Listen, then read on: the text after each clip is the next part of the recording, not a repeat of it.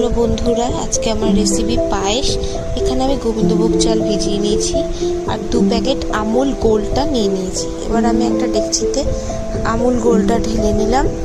দেন এটা আমুল গোল্ড ছাড়া আপনারা যে কোনো ব্র্যান্ড ইউজ করতে পারেন, সেটা আপনাদের ব্যাপার। এরপর আমি কিছু তেজপাতা দিয়ে ওটাকে আমি আবার ফুটিয়ে নেব অনেকক্ষণ, যাতে সরগুলো ওপরে না জমে সেভাবে হাতা দিয়ে নাড়িয়ে নিতে হবে মাঝে মাঝে। সর জমলে কিন্তু পায়েস খেতে ভালো লাগবে না। বারবার সর জমার আগেই কিন্তু সেটাকে নাড়িয়ে দিতে হবে যাতে ঘন ব্যাপারটা আসে।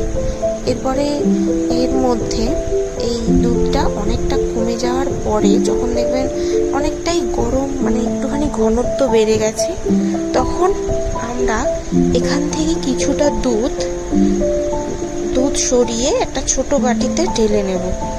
তারপর সেই ছোট বাটির দুধটার মধ্যে দুধটাকে আগে ভালো করে ফুটতে দিতে হবে অনেকক্ষণ।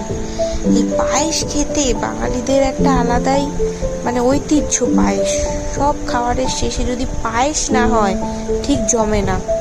এরপর আমরা এখানে গোবিন্দভোগ চালটা একটুখানি অল্প ঘিতে করে মাখিয়ে ওর মধ্যে ঢেলে নিলাম।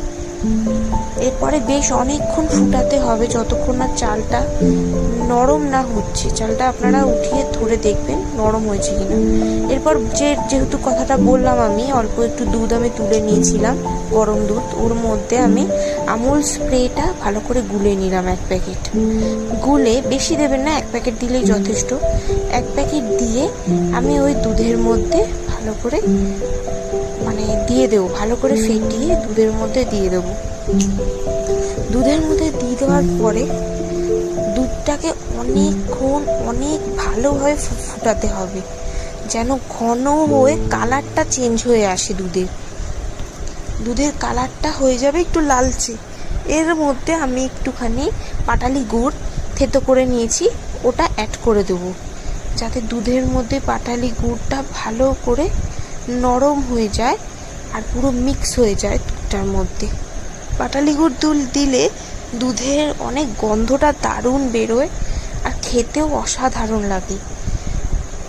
পাটালি গুড় দেখলেই শীতকালের পিঠের কথা মনে পড়ে যায়। ঠাকুমা দিদার আগে কত দারুণ দারুণ পিঠা বানিয়ে পাঠাতো, এখনও বানিয়ে পাঠায়, যেহেতু আমার ঠাকুমা দিদা কেউই বেঁচে নেই, তাও সেই স্বাদটা মনে পড়ে। যাই হোক, এই ভালো করে নাড়িয়ে নিলাম দুধটাকে নাড়িয়ে নেওয়ার পর এর মধ্যে আমি দুটো এলাচও অ্যাড করে নিয়েছি। এলাচ আর গুড়ের যা সেন্ট বেরোবে, আপনারা যে রেসিপিটা বানাবে তারও খেতে অসাধারণ।